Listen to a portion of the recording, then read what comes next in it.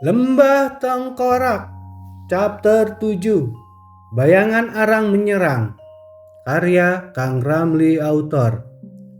Bayu Sakti dan Dewi Larasati melanjutkan pendakiannya. Mereka hanya ditemani suara angin gunung yang mendesau dan gemerisik dedaunan. Hujan gerimis telah reda, tapi kabut masih sangat tebal, membuat setiap langkah terasa seperti menyusup melalui tirai putih. Mereka berjalan berdampingan. Dewi Larasati sedikit di belakang karena kakinya yang lebih pendek, tapi gerakannya sangat lincah dan penuh perhitungan seperti murid perguruan pedang yang sudah sangat terlatih. Mereka berdua beristirahat di sebuah ceruk batu yang cukup lebar untuk 2 orang. Bayu Sakti membuat api dari ranting kering yang dia kumpulkan, sementara Dewi Larasati membersihkan keris pendeknya dengan kain sutra tipis. Cahaya api menyinari wajahnya yang cantik. Alisnya yang tebal sedikit berkerut karena lelah. Bibir tipisnya yang kini tampak pucat karena kedinginan. Kau benar-benar sendirian sejak meninggalkan perguruan pedang langit murni? Tanya Dewi Larasati sambil memandang api unggun. Bayu Sakti mengangguk sambil mengoleskan salep emas hijau ke luka di dadanya. Ya, hanya aku, ibu, satu-satunya yang selamat. Ayah sudah pergi 3 minggu yang lalu. Aku sudah berjanji padanya untuk tidak menggunakan ilmu hitam dan melindungi yang lemah. Dewi Larasati menatapnya. Matanya yang besar dan hitam pekat seolah bisa menembus kegelapan. Aku sudah mendengar cerita tentang ayahmu, Bayu Wisesa. Dia adalah pendekar yang telah menghancurkan lembah Tengkorak. Dan sekarang julukanmu adalah pendekar lembah Tengkorak. Itu pasti sangat berat untuk dipikul seorang diri, ya kan? Bayu Sakti tersenyum. Namun tatapan matanya terlihat sedih. Memang berat. Tapi ibu bilang, gunakan ilmu itu untuk menakut-nakuti para penjahat. Memang aku telah kehilangan seseorang di lembah Tengkorak. Namanya Sari Wulan. Dia adalah cucu Ki Jagat Hitam. Sari Wulan lebih memilih mati untuk menyelamatkan aku dari ledakan batu darah. Dewi Larasati memeluk lututnya. Rambutnya yang panjang terurai sedikit menutupi pipi. Aku ikut berduka.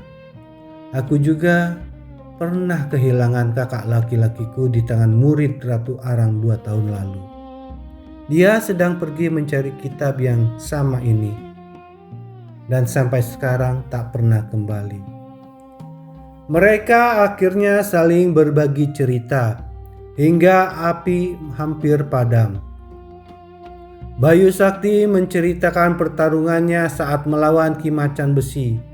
Bagaimana dia belajar menggabungkan jurus ayahnya dengan pengalamannya sendiri. Sedangkan Dewi Larasati bercerita tentang latihannya yang sangat keras di perguruan pedang bambu hijau, di mana mereka diajarkan untuk mengendalikan napas dan angin melalui gerakan pedang yang lembut seperti bambu yang melengkung. Ilmu kami disebut bambu menari di angin. Ilmu itu bukan kekuatan kasar, tapi membutuhkan kelenturan yang bisa mematahkan serangan berat. Ucap Dewi Larasati sambil menunjukkan gerakan kecil dengan jari-jarinya, seolah memainkan angin yang tak kasat mata. Bayu Sakti memperhatikan dengan seksama. Ilmu itu sangat mirip dengan langkah angin ayahku. Mungkin suatu saat kita bisa saling melengkapi. Dewi Larasati tersenyum untuk pertama kalinya. Senyumnya begitu hangat membuat wajahnya yang lelah terlihat lebih cerah. Mungkin kalau kita bisa selamat dari istana Arang Hitam. Mereka akhirnya tidur secara bergantian.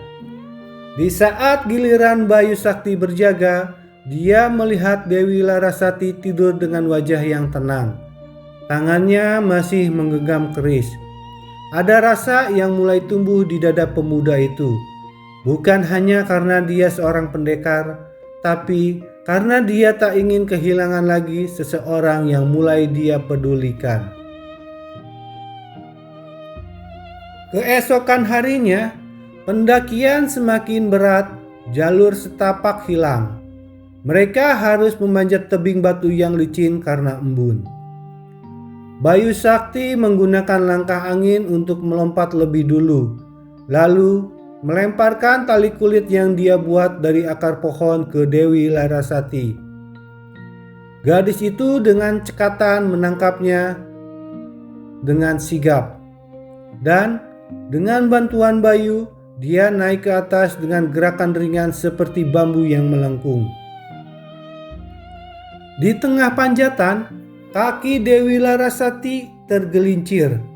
Dia menjerit saat tubuhnya terayun ke arah jurang.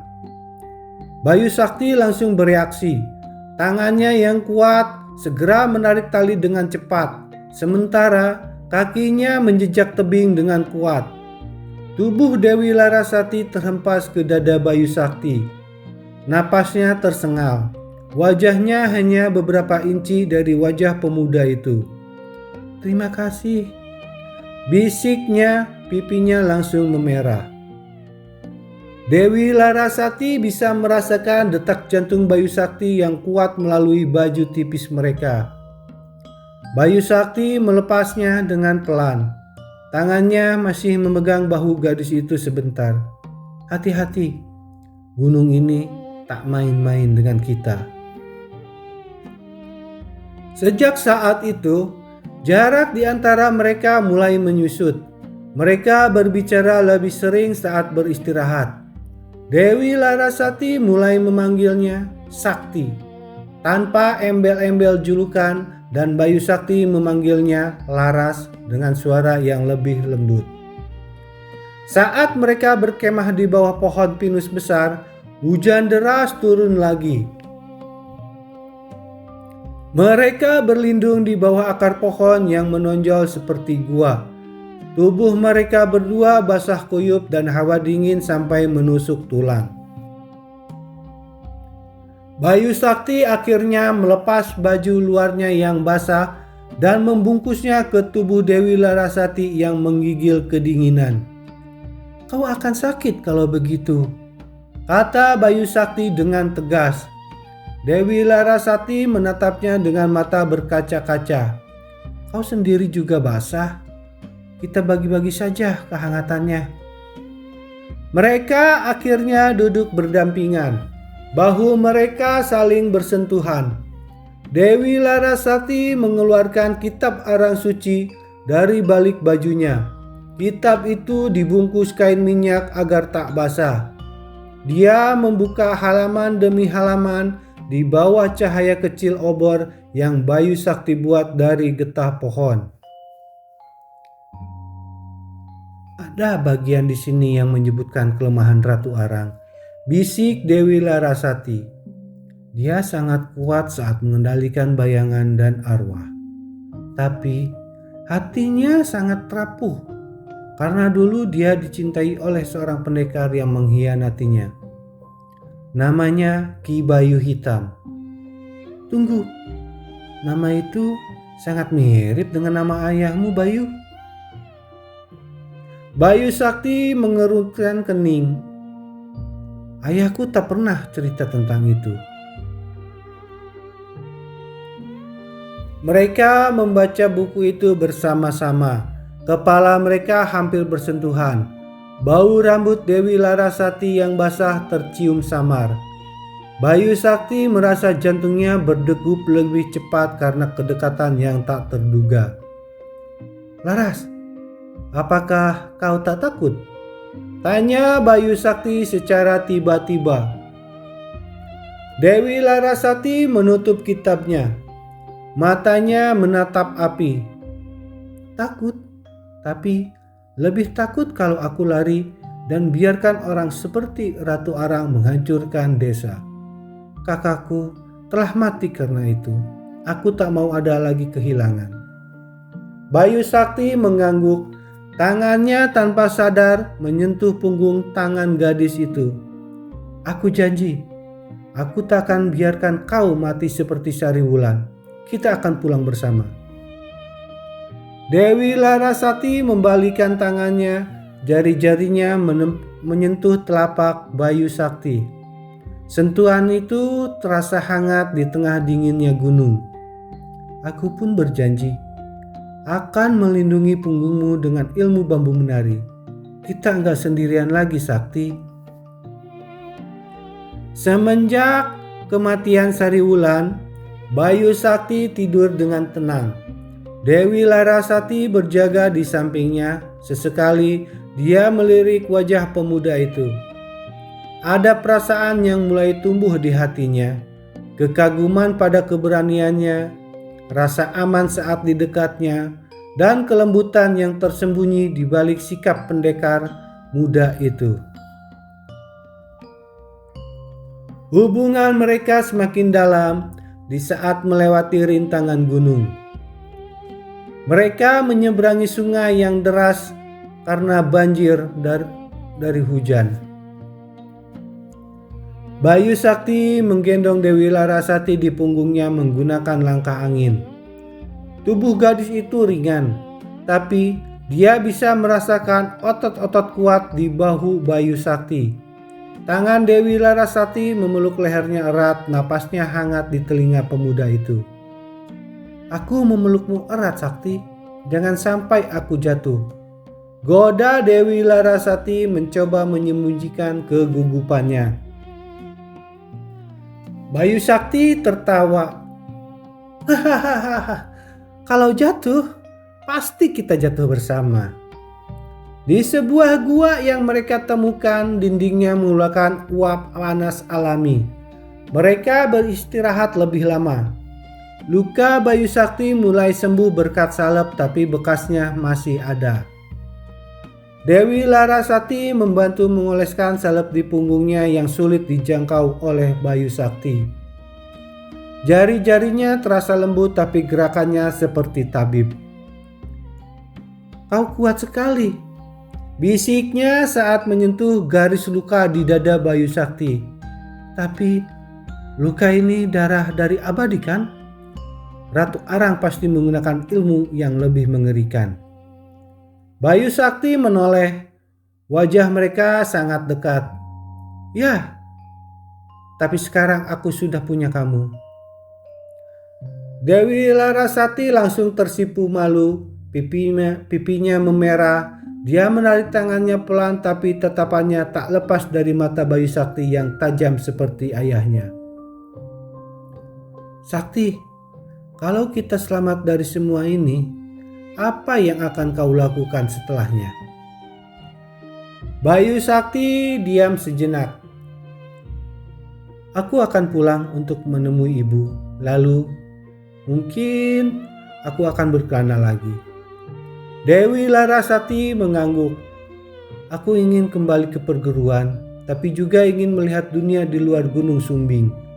Mungkin kita bisa berkelana bersama suatu hari nanti. Kata-kata itu tergantung di udara gua. Tak ada jawaban langsung, tapi senyum di bibir Bayu Sakti adalah pengakuannya secara diam-diam. Saat tidur, Dewi Larasati tidur lebih dekat. Bahunya bersandar ringan ke lengan Bayu Sakti. Pemuda itu tak menolak, malah merasa ada kehangatan yang telah lama hilang dan kini kembali ke dadanya. Semakin dekat ke puncak, bahaya semakin nyata. Pada hari kelima mereka diserang oleh bayangan arang. Makhluk hitam berbentuk manusia yang dikendalikan oleh Ratu Arang dari kejauhan. Bayu Sakti bertarung di depan. Pedang langit 7 bintang berkelebat seperti badai. Dewi Larasati berada di belakangnya. Dia menggunakan ilmu bambu menari Gerakan pedangnya melengkung lembut, setiap tebasan mengirim angin tajam yang memotong bayangan menjadi asap.